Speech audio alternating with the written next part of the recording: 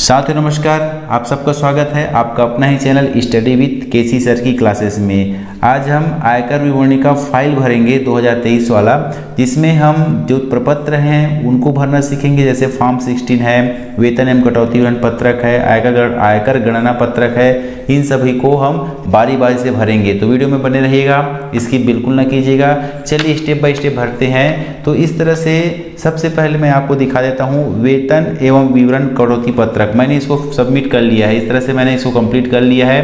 तो यहाँ पर नाम, शिक्षक और यहाँ कार्यालय का पता रहेगा।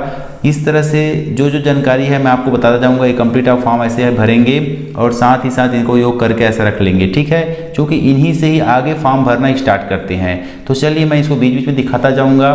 तो अब पहला काम करेंगे हम, गणना पत्रक कैसे भरें, ठीक है। तो यहाँ पर आप अपना क्या है नाम लिखेंगे, आधार नंबर, स्थायी नंबर, पेन नंबर यहाँ पर लिखना है। आपका जो पद है वो लिखेंगे, आप किस कार्यालय में पोस्टेड है वो लिखेंगे, ठीक है। इस तरह ये हो गया। अब हम आगे बढ़ेंगे। जैसे यहाँ पर हमने सकल वेतन यहाँ पर लिखा है, ठीक है। सकल वेतन मतलब सभी भत्तों को जोड़कर, तो वो है 6,61,776 रुपया है। वो मैं कहाँ से दिखाऊँ आपको, यहाँ देखिएगा, ये जो हेड है ये वाला मेन, यही चीज़ वहाँ पर जाएगा, ठीक है। वार्षिक वेतन यही बनेगा, सकल वार्षिक वेतन ये बनेगा, ठीक है। उसको मैंने लिखा है वहाँ पर। अब हम आगे बढ़ेंगे। जैसे अगर आपको गृह भाड़ा भत्ता है ना, ये सब मिलता है तो यहाँ पर एंट्री करेंगे, ठीक है। बारी बारी से एंट्री करेंगे तो ये सबका क्या है, निरंक ही रहता है, ठीक। आगे देखेंगे तो बढ़ेंगे इसी में मानक कटौती। ये मानक कटौती होती क्या चीज़ है, यहाँ पर जो जब आयकर की गणना करेंगे ना, तो हम पीछे दिखाऊंगा आपको कि 2 स्लेबें बनी हुई है, ठीक है। एक तो है पुरानी दर के हिसाब से आप आयकर की गणना कर सकते हैं और एक है नई दर की। इस तरह से देख लीजिएगा। तो यहाँ पर 2 चीज़ें दी गई है, ये 2 स्लेब हैं। यहाँ पर इसको मैं डिटेल थोड़ा बता दूँ, उसके बाद पीछे जाएंगे। तो जिनकी उम्र 60 वर्ष से कम है वो इस स्लेब का उपयोग करेंगे। साथ ही साथ 2 दरें दी गई है, एक पुरानी दरें हैं, एक नई दरें हैं, ठीक है। अगर हम नई दरों को लेंगे तो नई दरों को लेने के साथ साथ हम जो मानक कटौती हमें जो छूट मिलने वाली उसका उपयोग नहीं कर पाएंगे। और जैसे ट्यूशन फीस है, बहुत सी चीज़ों को यहाँ पर नई दर लेने से हम क्या करेंगे, उसमें छूट नहीं ले पाएंगे, जो चैप्टर 6A है उसमें। तो अधिकतर हम पुरानी दरों से ही आयकर की गणना करेंगे, जो हमारे लिए बेनिफिट होगा, फायदेमंद होगा। एक दूसरा स्लेब दिया गया है जिसमें 60 से 80 वर्ष से कम हो उस उम्र दराज के यहाँ पर जो है एम्प्लॉय है वो अपने इस स्लेब का चयन करेंगे। यहाँ पर उन्हें टैक्स में रिलैक्सेशन मिलेगा, ठीक है। ये दोनों स्लेबें हैं। तो हम उपयोग करेंगे यहाँ पर जो पुरानी दरें हैं उसी से ही हम अपना आयकर की गणना करेंगे। तो चलिए वापस आते हैं। तो इस तरह से मैं यहाँ पर आगे बढ़ता हूँ कि मानक कटौती हमने 50,000 रुपये हमें छूट मिल रही है, एक विशेष बेनिफिट है। यहाँ पर इन तीनों अ ब स द को जोड़े तो कितना आ गया है, 50,000 आ गया, ठीक है। अब इसके बाद वेतन से कुल आय कितना हुआ, मतलब 1 - 2। तो यहाँ पर जो है 6,61,776 में 50,000 माइनस करेंगे तो आएगा 6,11,776, ठीक है। इसके बाद आगे देखेंगे, चौथा पॉइंट है हमारा कि गृह संपत्ति से आय है ना, अगर मिलता है हमारे कुछ संपत्ति उनसे आय मिलता है तो यहाँ पर दर्शाएंगे। जनरली ये क्या करता है, इसको आप निरंक रखने जाइएगा, ठीक है। 5वां जो है अन्य स्रोतों से आय, जैसे FDR हम है ना निवेश करते हैं, वहाँ से जो आय मिलती है। अन्य पारिश्रमिक है, कमीशन है, अगर होता है तो ओवर टाइम भत्ता मिलता है। तो यदि अवयस्क बच्चे की कोई आय 1500 से अधिक हो तो इनको यहाँ पर एंट्री करना है। ये सब अधिकतर निरंक ही रखना है, रहता ही है।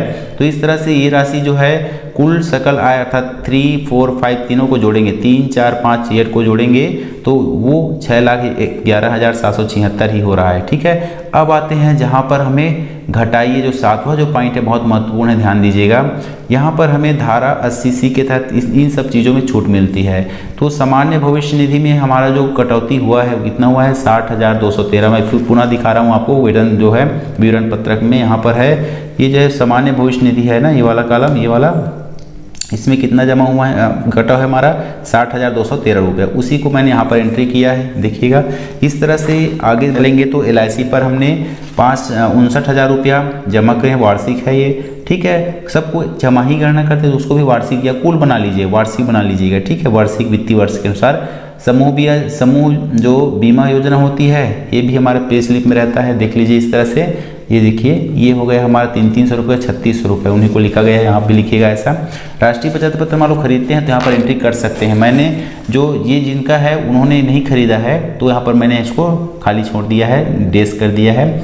है ना, उस पर ब्याज की राशि प्रथम 5 वर्ष के लिए मिलता है तो यहाँ पर एंट्री करेंगे, ठीक है, नहीं है तो डेस करेंगे, ठीक है। पीपीएफ है, श्लोक भविष्य निधि है, होता है तो यहाँ पर लिखते जाइएगा, नहीं है तो आप निरंक करते आगे बढ़ेंगे। आगे आते हैं ट्यूशन फीस, यहाँ पर प्रथम केवल 2 बच्चों के लिए है, ठीक है, तो वो है वार्षिक कितना पड़ता है 28,000 यहाँ पर उनको वो जो ट्यूशन फीस ही देता है, ठीक है। ट्रेवलिंग का यहाँ पर अलाउंस मत जोड़िएगा, फीस बस जोड़ना है। उसके बाद आगे जैसे बढ़ेंगे तो अगर है ये सब सुविधा, जैसे बैंक डाकघर में स्थायी जमा हम FDR कराते हैं वो है तो यहाँ पर एंट्री कर सकते हैं, ठीक है। सुकन्या समृद्धि योजना में अगर निवेश करते हैं तो 10,000 तक यहाँ पर दिखा सकते हैं, ठीक। आगे जैसे बढ़ते हैं तो धारा यहाँ पर है, इन सबको हम, ठीक है, इन सबको 1 से लेकर 14 तक को जोड़ देंगे, ठीक है। तो ये सबको जोड़ेंगे तो कितना गया 1,51,813 रुपया, ठीक है।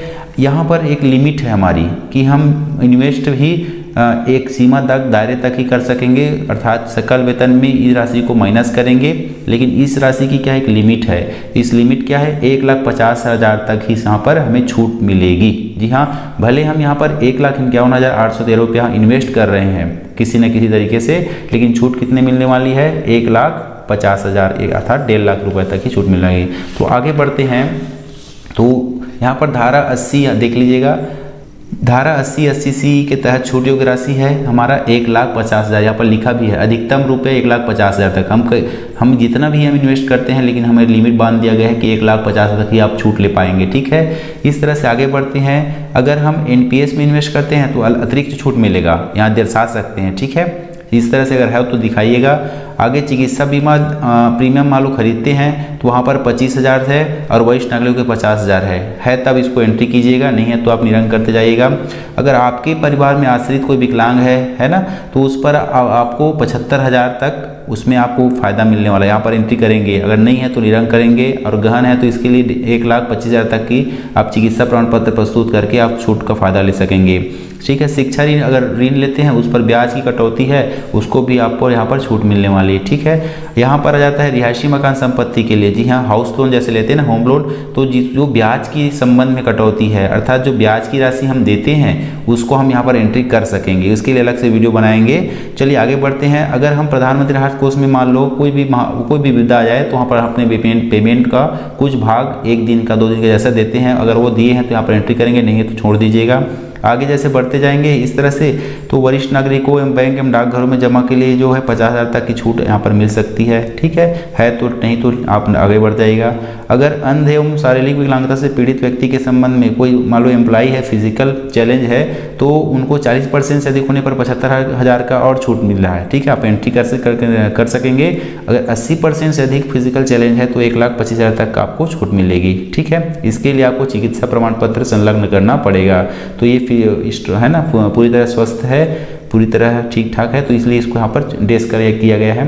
अब चैप्टर 6A के अधीन छूट, यहाँ से A से लेकर J तक के पॉइंट को जोड़ देंगे, तो जोड़ेंगे तो ये हो गया हमारा 1,50,000 ही हो रहा है, सब जगह निरंक है तो इस तरह से देख लीजिएगा।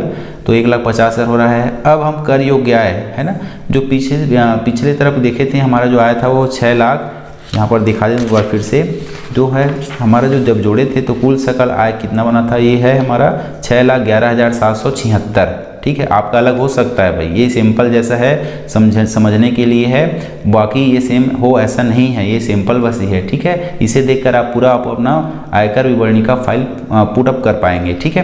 तो ये 6,11,776 में से घटा दीजिएगा कितना, 1,50,000 को घटा दीजिएगा, ठीक है। इस तरह से घटा दीजिए 1,50,000 को, तो आया 4,61,776। अब हम करेंगे इस स्लैब का उपयोग। जी हाँ, हमारा जो आय कितना है देखिएगा, कर योग्य राशि टैक्सेबल आय है 4,61,776 रुपया। तो यहाँ पर अब स्लैब के उपयोग करें, हम चूँकि 60 वर्ष से कम है तो अब इसका उपयोग करो, और 60 से 80 है तो इसका उपयोग कीजिए स्लैब का। तो पुरानी दर से अब अपनाते हैं, तो 2.5 लाख रुपये तक अगर ये राशि होती तो हमें कर क्या कुछ भी नहीं देना पड़ता, 0, ठीक है। अब दूसरी बात, चूँकि राशि हमारी ज़्यादा है 2.5 लाख से, है ना, तो अगला यहाँ पर जो दूसरे कॉलम में जाते हैं 2.5 लाख 1 रुपये से 5 लाख तक, ठीक है। लेकिन हमारी राशि क्या करेंगे, 4,61,000 रुपये है, तो क्या कर रहे हैं यहाँ पर निकाला हूँ कि 4,61,776 में घटा दीजिए 2.5 लाख को, आया 2,11,776 रुपया। इसका हम क्या निकालेंगे यहाँ पर, कितना परसेंट, 5%, तो मैंने यहाँ पर 5% निकाल दिया है। वो कितना आया है 10,588.8, ऐसा 80 पैसा आया था, उसको राउंड अप करना है आपको, 10 के गणक में लेना है, तो 10,000 है ना पूर्ण अंक बनाना है 10,589 रुपया, इस तरह से करेंगे। ठीक है, अब आगे का उपयोग क्यों नहीं किया मैंने, क्योंकि हमारी जो टैक्सेबल आय है ना वो यहाँ तक यहीं तक खत्म हो जाती है। ठीक है, तो इस तरह से ये बाकी सभी आपको निरंक कीजिएगा, ये वाला आप खासकर निरंक कर दीजिएगा। इनका उपयोग ये तो है ना उम्र के हिसाब से इनका उपयोग। ठीक है, तो इनको पूरा डेस्क लाइन खींच दीजिएगा। अब हमें करना है कुल आयकर कितना हुआ। ठीक है, तो 10,589 रुपया हमारा क्या हुआ कुल आयकर, इनको यहाँ पर एंट्री मारिएगा। ठीक है, अब देखेंगे इसमें क्या करेंगे, जहाँ जिनकी जो कर योग्य आय है वह यहाँ पर लिखा है 5 लाख तक हो तो उन्हें 12,500 रुपये की छूट मिल रही है, अतिरिक्त छूट। ठीक है, क्योंकि हमारी राशि क्या है 4,61,776 है, कर योग्य है, इसलिए 12,500 रुपये की और छूट दी रही, तो इनको यहाँ पर लिखेंगे।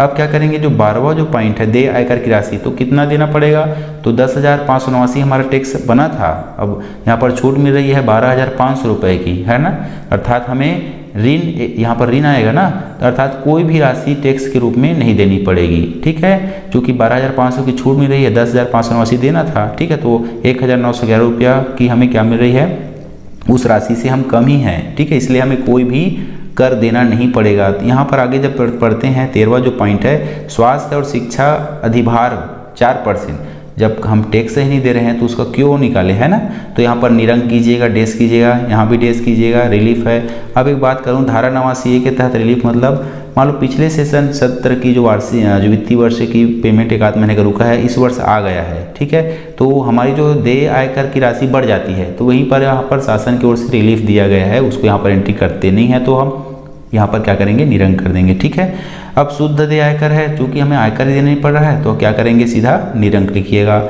अब 17वां पॉइंट है, ये देखिएगा, साइन कीजिएगा, आगे बढ़ेंगे तो ये कंप्लीट हो गया आपका, ये है ना, ये फाइल। अब हम देखेंगे फॉर्म 16 को, तो फॉर्म 16 को भरने के लिए इन्हीं का सहारा लेना पड़ता है। ठीक है, जैसे अभी जो फॉर्म हमने अध्ययन किया है आयकर गणना पत्रक वित्तीय वर्ष वाला का, इसी का हम उपयोग करेंगे। ठीक, तो चलिए देखते हैं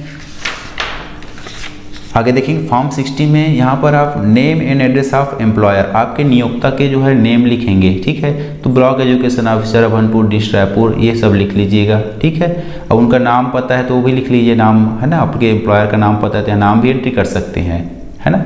यहाँ पर करेंगे name of designation of the employee, तो नाम अपना स्वयं का नाम लिखना, और आपके है ना पूरा एड्रेस, पोस्टल एड्रेस सहित आपका जो है स्कूल का नाम पूरा कंप्लीट यहाँ पर एंट्री कीजिएगा। ठीक है, तो आगे देखेंगे क्या है, ये पेन नंबर ऑफ डिडक्टर है ना, यहाँ ये आप पता है तो लिख लीजिएगा, पेन नंबर आपके डिडक्टर का, अगर नहीं है तो छोड़ दीजिए। 10 नंबर ऑफ द डिडक्टर, ये JBPBO ऐसे लिखा है, वो 1726 ही ये है, और पेन नंबर आपका एम्प्लॉय का है ना, एम्प्लॉय जो है स्वयं का, यहाँ पर पेन नंबर यहाँ जो आगे एंट्री किए वो लिखेंगे। ठीक है, तो इस तरह से देखेंगे। अब पढ़ते हैं आगे, यहाँ पर इसके पार्ट बी में है ना, तो ग्रॉस सैलरी होती है हमारे सकल आय कितनी थी, ये 6,61,776 रुपये, वहीं से लिए हमने। अब इसमें यहाँ पर ये निरंक कीजिएगा, तो टोटल कितना हो गया हमारा 6,61,776 रुपये हो गया, है ना। यहाँ पर लेस कम करते, अगर कुछ इसके सेक्शन 10 के अंतर्गत आते तो यहाँ पर कम करते, तो ऐसा कुछ नहीं है, बैलेंस कितना बचा उतना ही 6,61,776 रुपये का। आगे बढ़ते हैं, यहाँ पर आ गए स्टैंडर्ड डिडक्शन, है ना, 50,000 की हमें छूट मिली थी, मानक कटौती ऐसा, तो 50,000 यहाँ पर एंट्री करेंगे। ये राशि यहाँ पर टोटल अमाउंट डिडक्शन कितना हो गया, अंडर 16 के तहत 50,000 ही हुआ। ठीक है, तो यहाँ पर देखेंगे जो छठवां जो पॉइंट है हमारा, इनकम चार्जेबल है ना, कर योग्य आय, यहाँ पर बोलेंगे income chargeable under head salaries 3-5, तो 6,61,000 में माइनस करेंगे 50,000 को, तो आ गया 6,11,776 रुपया। ठीक है, यहाँ पर हाउसिंग लोन इंटरेस्ट है, तो यहाँ पर एंट्री करते उसको कम करते हैं। ठीक है, ये सब नहीं है तो निरंक करेंगे, क्योंकि वहाँ पर हमने जो आयकर गणना पत्रक में सब दर्शाया नहीं ना, तो यह निरंक रहेगा। इस तरह से ग्रास टोटल जो इनकम हो गया हमारा, कितना हो गया यहाँ से, ये हो गया हमारा 6,11,776 रुपया हो गया। ठीक है, यही राशि यहाँ पर नीचे लिखेंगे। अब जो आ गए हमारा जो अगला सेशन है इस तरह से कि यहाँ पर हमें जो 18C 18CCC CCD के तहत जो डिडक्ट कराया है उनको हम यहाँ पर भरेंगे। कैसे, तो यहाँ पर जो सामान्य भविष्य निधि में कितने रुपए हैं, 60,213। ठीक है, और LIC में 59,000 जमा किए थे, ट्यूशन फीस 28,000 पटाए थे, और सुकन्या समृद्धि में 10,000, तो सबको मिलाकर 1,51,813 रुपये हुआ था। ये है ग्रास टोटल अमाउंट। ठीक है, लेकिन क्वालिफाइंग अमाउंट अधिकतम सीमा कितनी थी, 1,50,000 रुपये। ठीक है, और डिडक्टेबल अमाउंट कितनी है, इतना ही होना है, जी हाँ इतना ही लिखेंगे, ठीक है। अब इसके बाद अदर और है, हमें छूट मिलती है, जैसे 18E 18G आपदा, राष्ट्रीय आपदा प्रबंधन है ना, वहाँ पर हम इन्वेस्ट करते हैं, वहाँ पर हमें कुछ दान देते हैं, तो छूट यहाँ पर एंट्री करेंगे, ठीक है। वैसा तो नहीं किए हैं तो यहाँ पर निरंक छोड़ दीजिएगा। आगे बढ़ेंगे तो हमारा एग्रीगेबल जो है aggregate the of deductible amount कितना हो गया, 1,50,000 हुआ है।